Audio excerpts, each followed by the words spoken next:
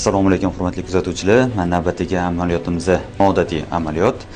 Kelili yaxshisi amaliyot davrida kuzatib ko'rib boramiz.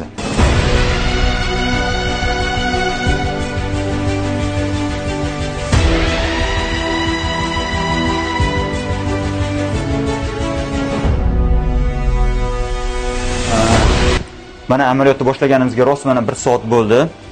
1 soat davomida chandiqlarni ajratdik. Bemorimizni anamnezda bir necha yil oldin appendisit yorilib ketishi, ya'ni qoringa axlat yiring tarqashi bilan amaliyot o'tkazgan. Shu sababli qorinda kattagina chandiq va kuchli rivojlangan chandiqli jarayon bor edi. Ichkarida spaychniy proses deydi.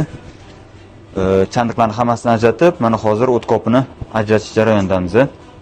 Bu operatsiyamiz odatiy halislardan farqli joyi shundaki, bu bemorimizni qorinda oldin katta amaliyot o'tkazganligi, peritonit, axlat, yiring bilan amaliyot o'tkazganligi sababli bu oddiy halisda emas.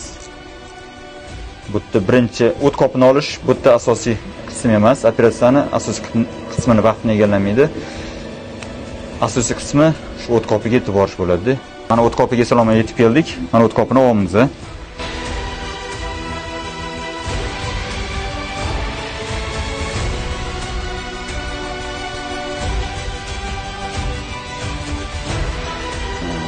Mana navbatdagi amaliyotimizni tugatib oldik. Bemorimizda o'ttosh kasalligi bilan kuchli rivojlangan chandiqli jarayon bor edi.